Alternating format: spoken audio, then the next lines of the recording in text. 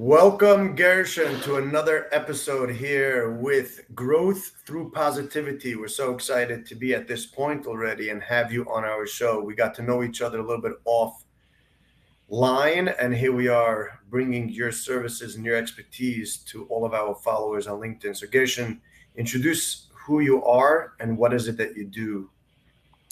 All right. Happy to be here. Thanks, Ellie. Thanks for having me on the show. I'm the founder of Imperial Advisory. We're a fractional CFO and financial consulting firm. CFO stands for Chief Financial Officer.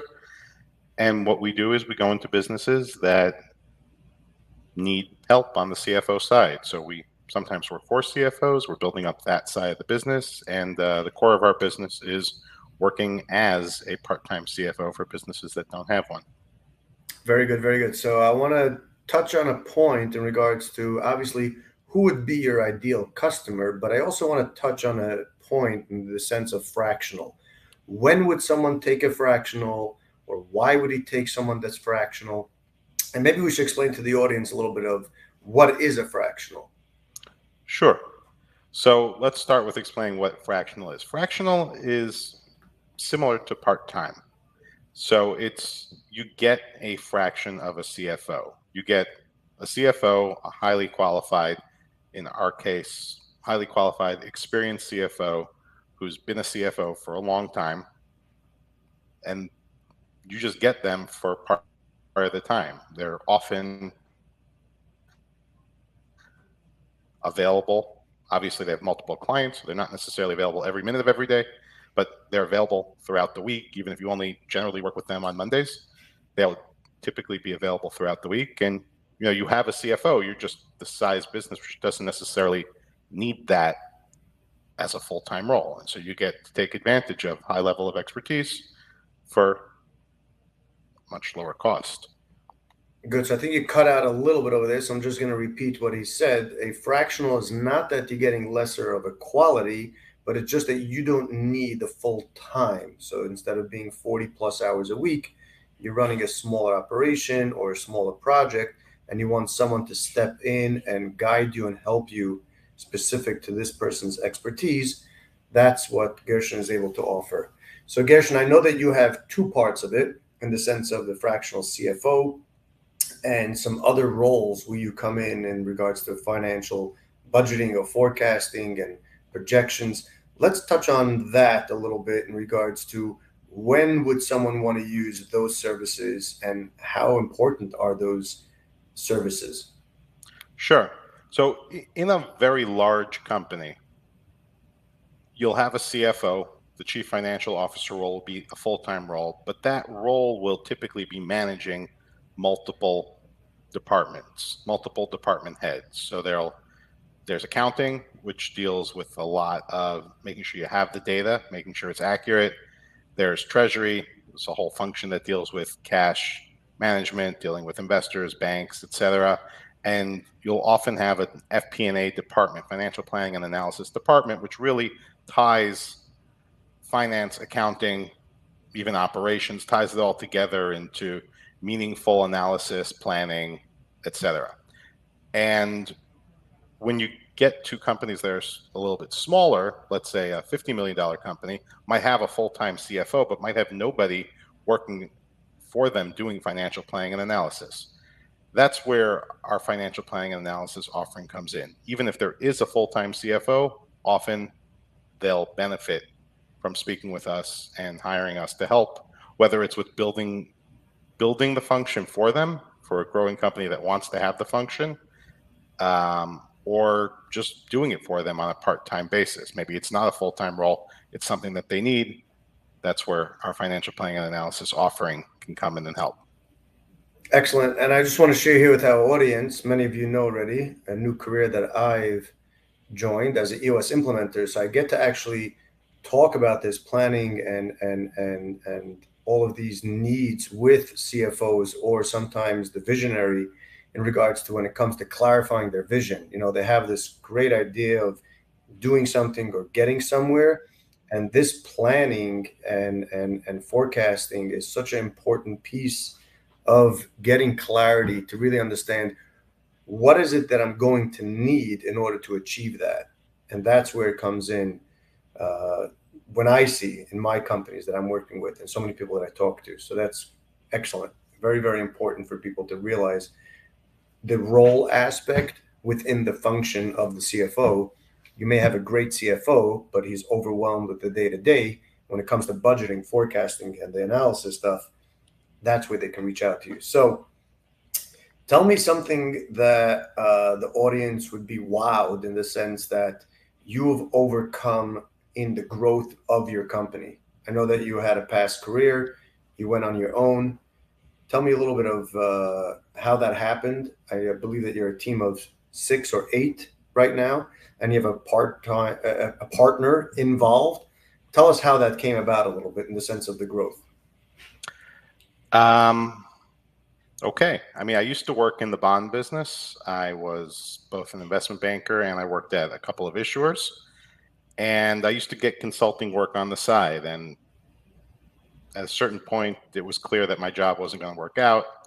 And I really enjoyed the consulting work. And instead of going to look for another role in the bond world where I had a lot of experience, I decided to go and try and build up the consulting side.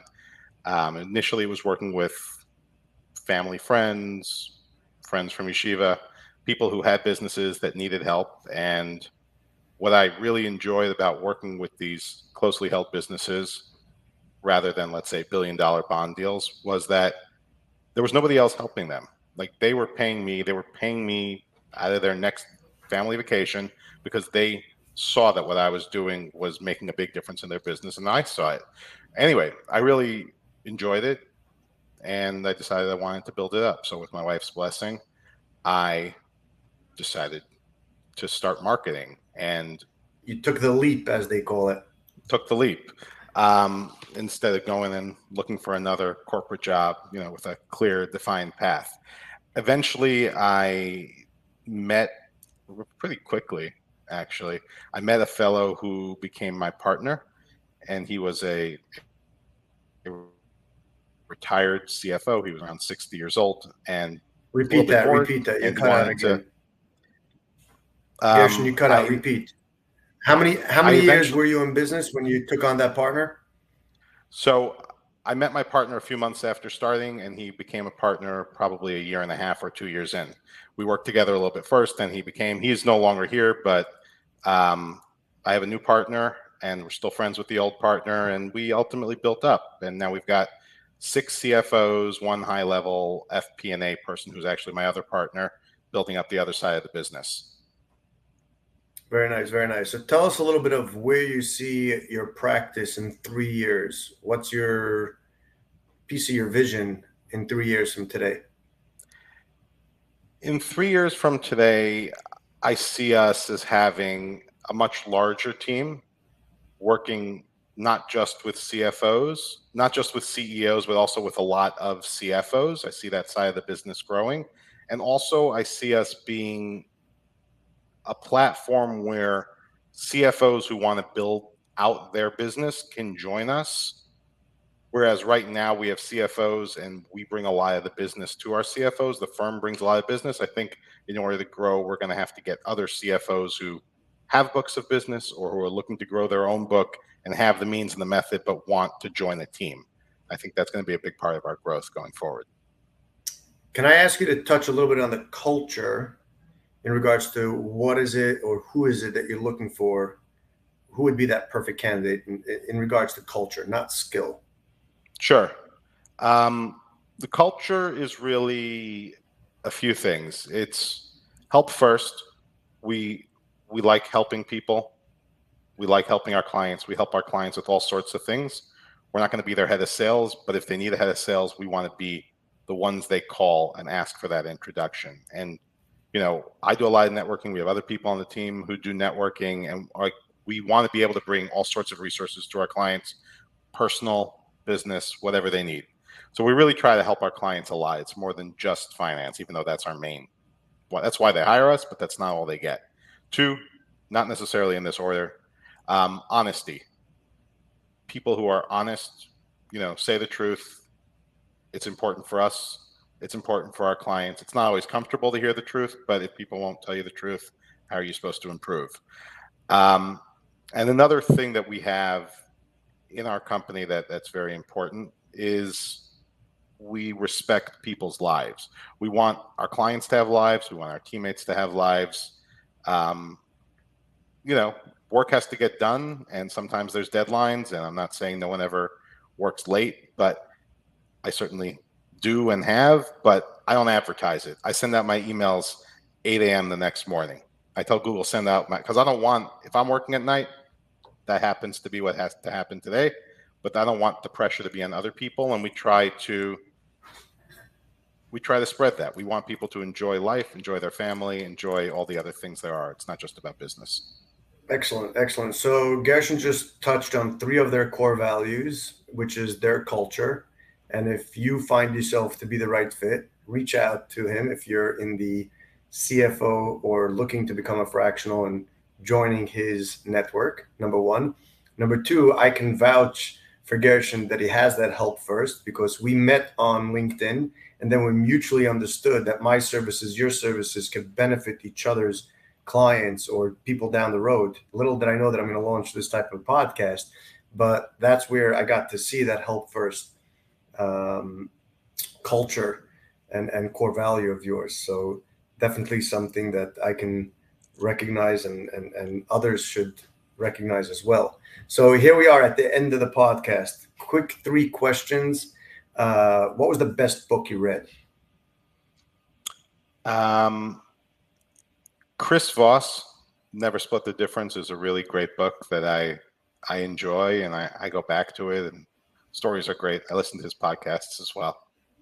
Okay, very good. So we'll let the audience know now that there's a good possibility that we're going to put together a workshop with Chris Voss coming up in March of 2023. So when we're talking about sometimes you have to do long-term predictions, we're already in the works. Hopefully everything works out. So great choice of a book. I read it as well. It's a phenomenal, phenomenal book, not just for salespeople, but CEOs and CEOs and COOs in regards to really understanding human energy and negotiations and all of that. So I'm not going to go through the whole book in 2 seconds. What was your longest vacation in your current company that you were able to take to be disconnected?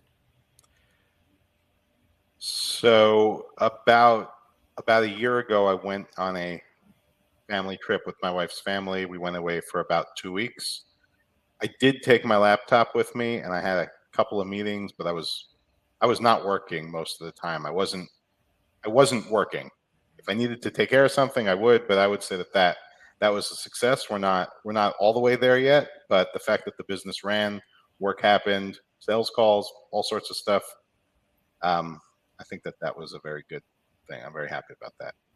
Excellent, excellent. Thank you so much for coming on as a guest. If anybody that's watching this podcast would like to be a guest, please reach out to me right here on LinkedIn, and I'll be happy to get you on and have you be a part of it. For all those that have listened, please share it, comment, like it, spread the word. Let's spread the positivity. Let's help each other, get clients, engage with clients, offer our services to others so that we can grow and be positive. Thank you so much, Gershon, for coming on. We look forward to having you back. Thanks, Ellie. Be well.